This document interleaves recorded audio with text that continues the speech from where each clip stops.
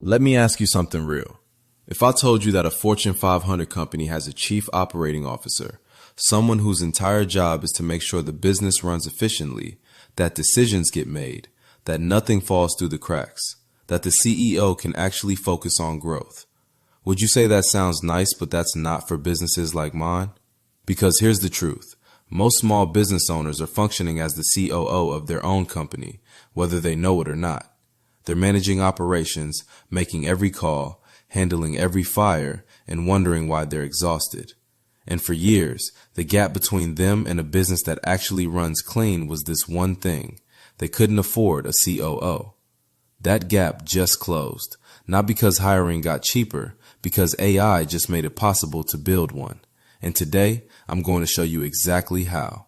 Before we get into it, if you're a business owner trying to stop being the bottleneck in your own company, this show was built for you. This isn't about motivation. It isn't about hustle. It's operator thinking. The systems, the frameworks, the decisions that make businesses actually work. Hit subscribe. Let's get into it. Welcome to No Book of a COO. I want to be direct about what this episode is and what it is not. This is not a use ChatGPT for your business episode. I'm not going to tell you to ask AI to write your emails or generate social media captions. That's fine. That's surface level. That's a parlor trick compared to what we're talking about today. What I want to talk about is how to systematize AI into the actual operating layer of your business, so it functions less like a tool you open when you're stuck and more like an operator that's always on, always processing, always moving things forward. There is a version of your business where leads are followed up on automatically, where your SOPs get drafted without you sitting in a room for 3 hours, where your onboarding runs without you, where your team has answers before they even ask you the question. That's not the future. That's right now. For operators who know how to build it. Let's build it. Here's where most business owners are right now. They've heard about AI. They've maybe played with it. They typed some questions into ChatGPT, got a decent answer, and then went right back to running their business the exact same way they were before. And the reason that happens isn't laziness. It's because nobody told them how AI actually fits into operations. All the content out there is either 10 prompts to try or AI is going to replace your job. Neither of those helps you run a business better. So the operators who are winning right now with AI, they're not smarter. They're not more technical. They're just thinking about it differently. They're not asking, what can AI do? They're asking, what does my business do repeatedly? And how do I get AI into that loop? That shift in the question changes everything. Drop a comment right now if you've been dabbling with AI, but haven't actually connected it to anything that runs in your business day to day.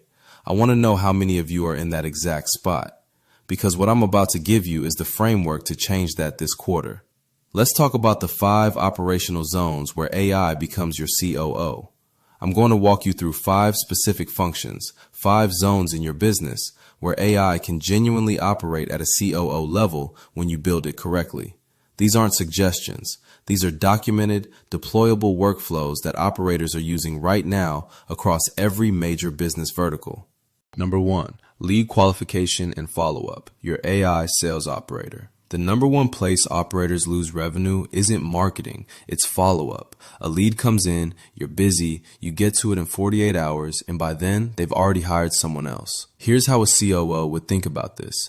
Build a qualification system that responds to every inquiry immediately, asks the right pre-screening questions, scores the lead based on fit, and routes it to the right person or the right next step without you touching it. AI can do that right now, with tools most of you are already paying for. Your lead follow-up sequence doesn't have to be a human in your inbox.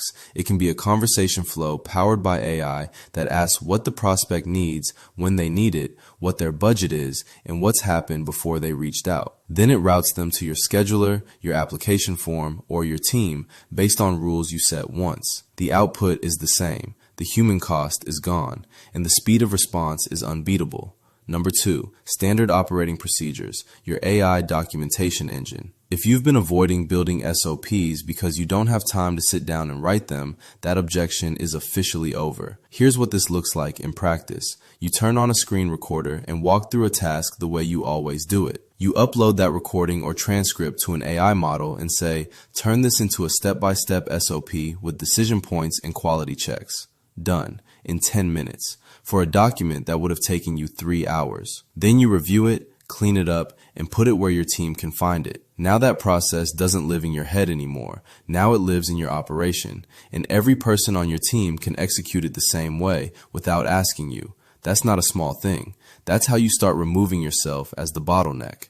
Number 3, client onboarding, your AI experience manager. Client onboarding is where first impressions get cemented and where most small businesses are completely inconsistent. One client gets the full red carpet because you had time that week. The next one gets a quick email because you were stretched thin. That inconsistency is a brand problem, and it's a retention problem. A COO would standardize this. They'd build an onboarding sequence that runs the same way every time, regardless of who's on the team, regardless of how busy the week is. AI lets you do that by automating the sequence itself. Welcome email triggers the moment payment processes. Day 2 sends the intake questionnaire. Day 5 sends the kickoff scheduling link. Day 10 sends a check-in prompt. All of it personal, all of it on brand, none of it dependent on someone remembering to press send. You build it once, it runs forever. That's operational leverage. Number 4, decision support, your AI analyst. This one is where most operators leave serious time on the table. Every week, you're making decisions. Pricing decisions, hiring decisions, vendor decisions, offer decisions. And most of the time, you're making those decisions based on gut feel and incomplete information because pulling the actual data together would take too long. AI compresses that research time dramatically. You can drop your numbers into a conversation and ask AI to identify patterns. You can ask it to compare 2 pricing strategies and model the margin implications. You can ask it to audit your offer and flag where it's misaligned with your target customer. You still make the call. That's your job. But you make it faster, with better information, and with a lot less guesswork. A COO is not there to make decisions for you. They're there to make sure you have what you need to make the right ones. AI does that. Number 5, content and communication, your AI voice operator.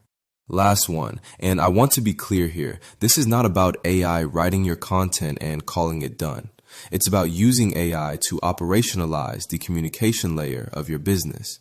Your email sequences, your client update templates, your proposal frameworks, your team briefing structure, your FAQ responses. All of the recurring communication that takes time you don't have.